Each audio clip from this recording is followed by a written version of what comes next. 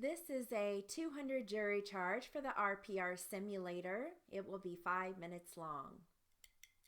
Ready?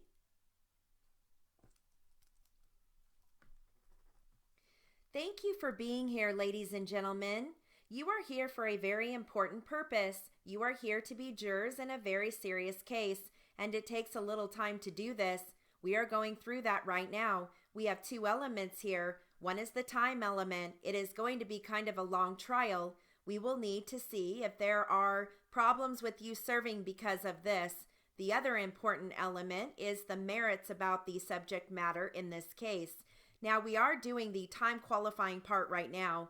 It is the case of People versus Angela Lynn Prager. It is case number 132560. Now, the foundation of our whole legal system is that jurors tell the complete truth. We want you to ferret out the truth. You will need to listen to all of the evidence on the stand, and you will need to call it like it is, regardless of where the chips fall. Right now, we need to choose. We need to decide which one of you will be a good juror for this case, and we need you to tell us the truth. For that reason, my clerk is going to swear you all in. Everybody needs to stand up, and please raise your right hand.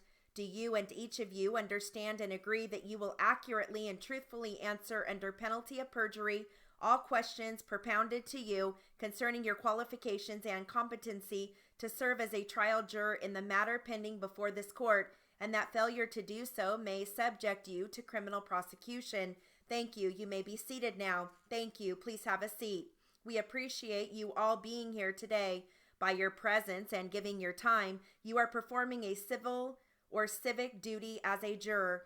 By your presence and by your willingness to serve in this case, you are giving real meaning to the words of the Constitution. That Constitution protects all of us in this country.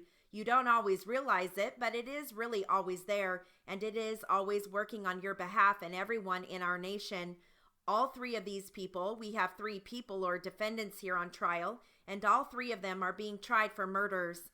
The young lady that is sitting right here is facing the death penalty. Now, this jury selection process can be a little lengthy and long because we have a couple of other defendants as well. I am not going to make you sit through when I pick their jury people and jury panel, just like they are not going to sit here when I am picking this particular jury. You will see why there are some stops and starts in this case or trial. That is common. The first phase of this trial is the timeline eligibility. The second part of this process is the merits. Now, I want you all to think about something for a moment. What if you were sitting at that same table in a civil case and somebody was suing you for a certain amount of money? Or what were to happen if you were the defendant? Or what if you had a loved one who was the defendant? What kind of juror would you want to be seated right where you are? I think you would want somebody who renders a verdict according to all of the evidence. You would want jurors to answer all of the questions honestly when they are being selected. You would also want jurors who would follow the law as the judge gives it to them. You would want people who would follow the orders of the court. For example, when I tell you to please not discuss the case with anyone, that means something. It really is important. Let's say in the middle of the trial, you start talking to somebody else. If that caused a mistrial, then we would have to start all over again. There are reasons for all of the rules that we give you, even if you don't understand why. You only want people that follow the law, even if you disagree with it. Think of a Saturday morning soccer match. The teams, players, coaches, parents, they all know the rules, or they have in mind what the rules are. What if you have a referee that created his or her own rules as they went along or as the game went along? You would be going nuts. And so would everybody else that knows the game. This would be unfair. How do we know the rules? We would just be making up the rules. You can see how for a soccer match that would hit you and everyone else. Well, this is the real thing. You have got to follow the rules. It's crucial that we do this. We want people who will follow the law even if they disagree with it. You want somebody that is going to be fair. We don't want anybody having any knee-jerk reactions to things. And we don't want people that make up their minds right away.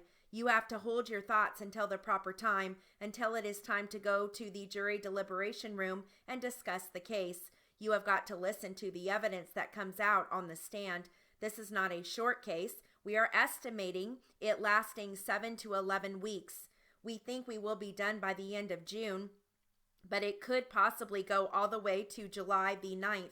The reason we can't give a specific time is, for one thing, jury deliberations.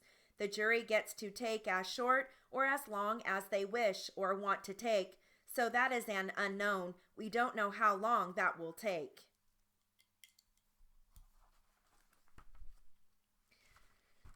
The only thing we have on our word list is Angela Lynn Prager. Angela, capital Angela. Lynn, capital Lynn. Prager, capital Prager.